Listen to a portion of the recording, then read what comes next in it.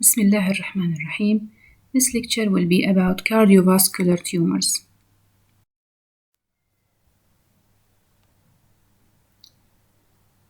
There are many different types of tumors that can affect the cardiovascular system. A group of those tumors are called together vascular tumors because they have one or single cell origin, which is the endothelial cell. So vascular tumors is a group of tumors that all originate from endothelial cells. Those vascular tumors can be categorized into three different types according to their morphology and as well as their clinical behavior. These categories are benign, borderline, and malignant vascular tumors. Benign vascular tumors, these are composed of endothelial cells that form vascular channels lined by almost normal appearing endothelial cells. These tumors have benign behavior, they do not metastasize, and they are the most common types of vascular tumors. As an example of this category, we will briefly discuss hemangioma. The second category is borderline tumors. This category is intermediate between the benign and the malignant types because the behavior of these tumors is somewhere between benign and malignant. For example, these tumors, they do not metastasize, so they cannot be categorized under malignant tumors. At the same time, they have local aggressive behavior. Locally aggressive behavior, that's why they cannot be categorized under the benign tumors. That's why they are kept in a separate entity or category. Borderline vascular tumors are rare, they do not metastasize, but they are locally aggressive. As an example of borderline vascular tumors, we will today briefly discuss Kaposi sarcoma. Under the category of malignant tumors, you will find vascular tumors that are more cellular, has a high cytologic atypia, they are more proliferative, and they do not form well-organized vessels like their benign counterparts. These tumors are rare, but because of their aggressive behavior, they are famous of having metastasis. As an example of malignant vascular tumors, today we will briefly discuss angiosarcoma. Now, regarding the morphology of vascular tumors and how can we categorize those types of tumors, you will see that benign tumors tend to look exactly the same as the normal endothelial cell. So a normal endothelial cell will be in the inner aspect of a vascular space that contains red blood cell and blood, and these cells are flat and they do not show high degree of atypia. Borderline vascular tumors, on the other hand, will look somewhat different. They will have more or higher degree of atypia. They could possibly look more spindled, and they will not tend to form well-organized vascular channels. Instead, they will have small vascular channels or abnormally shaped vascular patterns. The malignant tumors, for example, angiosarcoma, these malignant tumors have a high degree of cytological atypia and anaplasia. They have a lot of mitoses, and they do not tend to form well-organized vascular channels or blood vessels like their benign counterparts. Regarding the nomenclature of vascular tumors, you will see that the way or the pattern of nomenclature can help you to know a brief description about the tumor and also to know whether it's benign or not. For example, hemangioma. The word hemangioma consists of three parts. Hem represents here blood, so it means blood. This is a tumor that contains blood. Ang, the second part of the word, means blood vessel. And the suffix oma, as you should know, means benign. So whenever you hear the word hemangioma, you will understand that this is a benign vascular tumor that shows vascular channels that contain blood. Another example is lymphangioma. Lymphangioma, we have three parts here as well. Lymph means that this is a vascular tumor that contains lymph or lymphatic vessel-like morphology. So these are vascular channels that contain lymph, so they do not usually contain red blood cells. Again, ang means blood vessel, and the suffix oma means benign. So whenever you hear the word lymphangioma, you should understand that this means a benign vascular tumor that looks like lymphatic vessels. On the other hand, angiosarcoma has two parts, angio and sarcoma. Angio means blood vessel, and sarcoma, as you should know by now, means a malignant mesenchymal tumor. So angiosarcoma, by definition, is a malignant vascular tumor, and so on.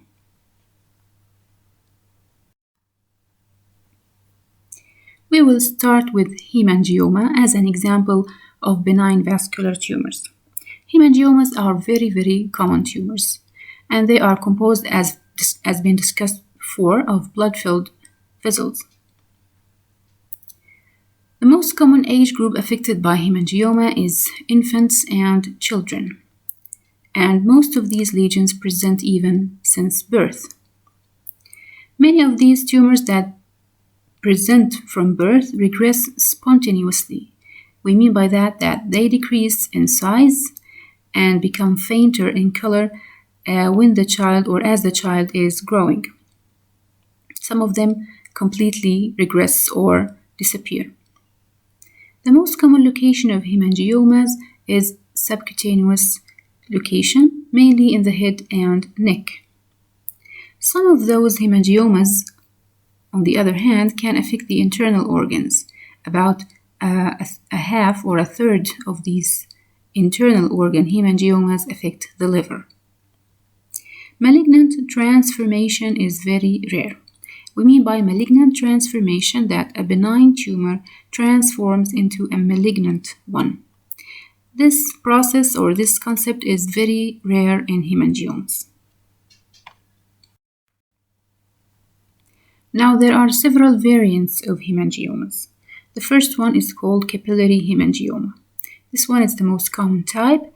The most common affected sites are the skin and the mucous membranes of the oral cavity and lips. They are called capillary hemangiomas because the vascular spaces that are formed in the tumor look exactly like capillaries. As you can see in this picture, the tongue is affected by a capillary hemangioma, and look at the color of this lesion. The color of this lesion looks like a bruise, so it's dark colored or blood colored lesion. The second variant is called strawberry hemangioma of the newborn, or juvenile hemangiomas. Most common location is the head and neck. Again, the scalp is a very common lesion for this tumor. These tumors appear since birth and they usually regress with time. So they decrease in size as well as in color. The third type is called pyogenic granuloma. These are rapidly growing pedunculated lesions that usually appear on gingival mucosa. About a third of cases have a history of previous trauma. The word pyogenic granuloma is a misnomer, so it's not true that it's pyogenic and it's not true that it contains granulomas. This is an old nomenclature. The fourth variant of hemangioma is called cavernous hemangioma. And the word cavernous here comes from cave, and a cave, as you know, is a space, a large space. These hemangiomas are called so because they contain large and dilated vascular channels. Most commonly, these cavernous hemangiomas affect deep organs like the liver, but they do not spontaneously regress like their capillary hemangioma counterparts. Moving into the intermediate grade or borderline vascular tumors. As an example, we will briefly discuss Kaposi sarcoma. As you should know from microbiology, Kaposi sarcoma is a vascular neoplasm that is caused by a human virus. This human virus is human herpes virus 8, so it's HHV8. There are several types of Kaposi sarcoma: classic, endemic, transplantation-associated, and AIDS-associated. The discussion of those types is beyond the scope of this lecture. We need to know here that AIDS-associated or the epidemic Kaposi sarcoma is an AIDS-defining illness and is used as a criterion for the diagnosis of AIDS because it's very common in those patients. It's actually the most common HIV-related malignancy. So if we look again at this type of tumor, it has an intermediate behavior. It's locally aggressive but do not tend to metastasize. It has several types that have differences in their clinical scenarios and picture. The most important point here is that the infectious cause or the direct cause of this sarcoma is HHV8. So what about HIV infection here? HIV infection is related to weakness of the immune system. So when the immune system is weakened by the HIV infection, another virus, which is HHV8, can be activated inside the infected endothelial cells, and then it will transform those endothelial cells into this sarcoma, Kaposi sarcoma. Most common location of these tumors is the skin and subcutaneous tissues of the lower extremities. Those lesions typically and classically appear like multiple red or purple skin plaques or nodules on the distal lower extremities. When they progress, they will grow and increase in size and in number and spread proximally. Under microscope, these tumors look like spindle-shaped cells that are quite crowded, and they do not form well-organized vascular channels.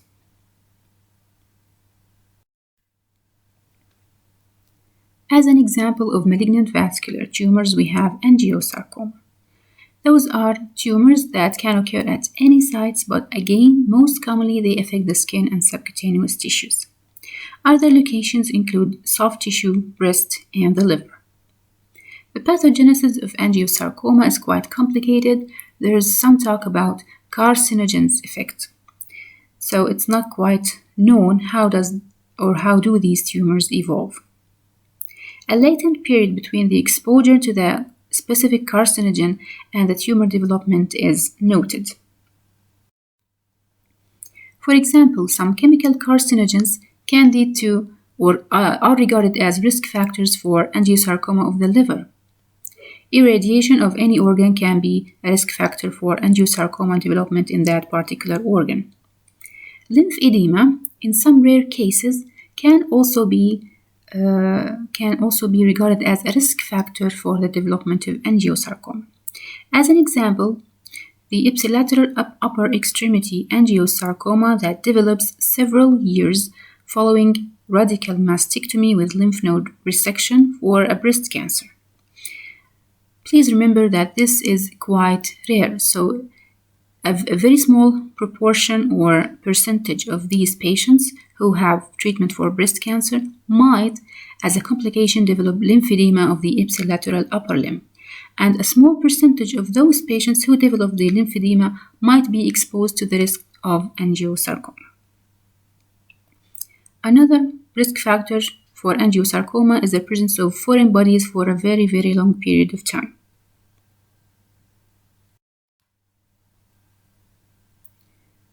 Now, moving into the second part of the lecture, we are talking now about the cardiac tumors.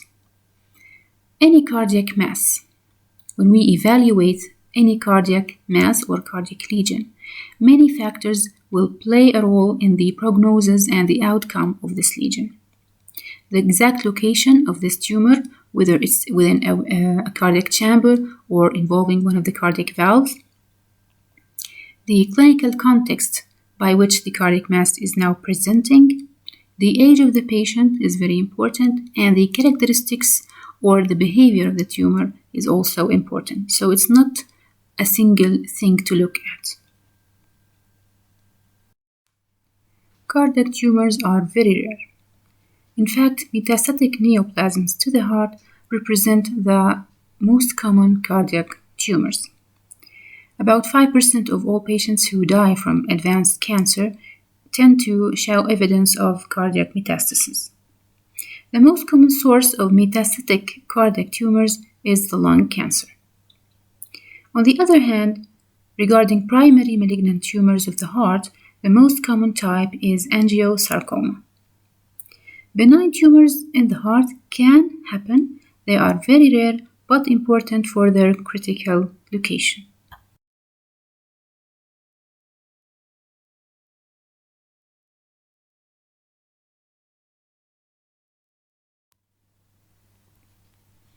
The clinical features and significance of cardiac tumors involve the presence of ball valve obstruction, the risk of embolization from that tumor, and the systemic manifestations of inflammation that are related to tumor elaboration of interleukin-6.